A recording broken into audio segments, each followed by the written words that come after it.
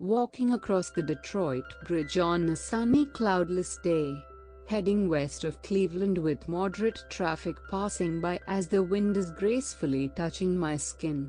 Glaring ahead at some brown objects in the middle of the sidewalk, I began to approach them to get a better view.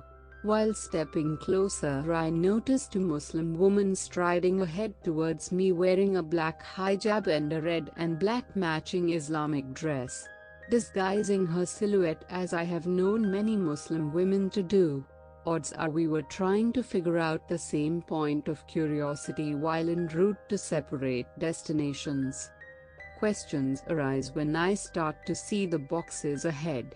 What are in them, or are they just boxes? Upon gaining sight, I began to view what appears to be several gray-handled bags inside. In my mind, all I can think is that someone has disrespectfully dumped their trash on the sidewalk. Glancing in the open boxes of bags as I almost walked right past it, I noticed something shining as if it was a diamond. I started stepping closer to see what was inside, soon catching sight of the Muslim woman proceeding to get closer to the boxes.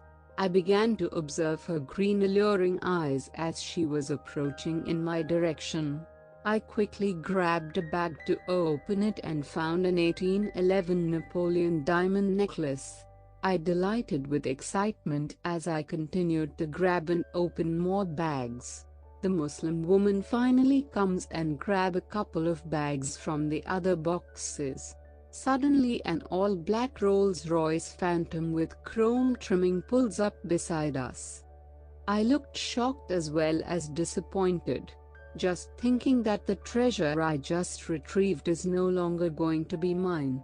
But when this handsome man, no older than 45, steps out with a pair of designer red and black Girotti shoes, a tailored cut black Bryony suit and a fresh haircut, I seized the moment to look around for cameras when he insisted I get into the vehicle.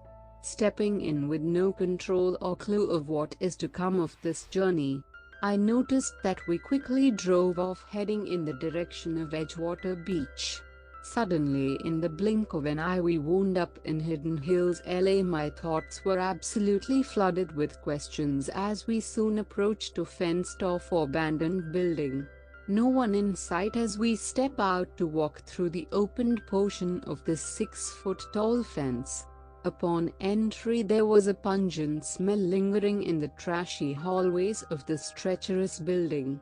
Unable to turn around from walking up the stairs as we are approaching an unblemished golden elevator, yet and still confused at the fact that no one has spoken since stepping foot in the vehicle, acknowledging that I have not been able to speak as I was still in shock, only having questions in my head of the situations to come. I was unsettled as we continued to go up on the elevator with no numbers to be seen. Ding is what I heard before the doors slide open to reveal this stunning penthouse suite. Walking in, I noticed both security guards standing on each side of the elevator. A woman greeted the man who brought me here, saying was she any trouble? Surprisingly, she also has the same eyes as the woman from the bridge, except this time, she has an alluring slim-fit black-laced, red dress with a black blazer. Asking for the jacket of his three-piece suit, I looked over to the right as I tried to put things together. I saw two familiar body figures sitting at the dining room table. Heading to their direction to see who it is that I may know. To my sudden surprise, it is Janet and Chelsea, two old friends of mine from school. I started to ask questions like, "What are you two doing here? Who are these people? Where are we? What is going on? What is going to happen to us?" Janet grabbed me and said, "Elizabeth, calm down. I know you are a little freaked out, but everything is going to be fine." Turning my head left in the direction of this man whose name is still unknown to me, I was watching as he started undressing not only his clothes but his skin as well. Scared out of my mind as I watched the slimy flesh drop to the ground. Staring back at Janet and Chelsea to see a portion of the flesh on their faces are peeling off as well. Janet still had me by my right arm and Chelsea slowly walked towards me. I quickly grabbed the closest object to me with my left hand.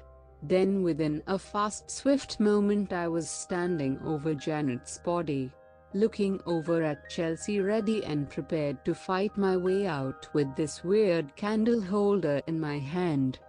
This unknown creature arises looking increasingly like a devil, as a bright light from the ceiling emerges from behind me. All I can see is the beautiful heavenly clouds and a hand reaching for me as I turn around. I felt it lifting my body off the ground as everyone in the room moved at a deliberately slow speed.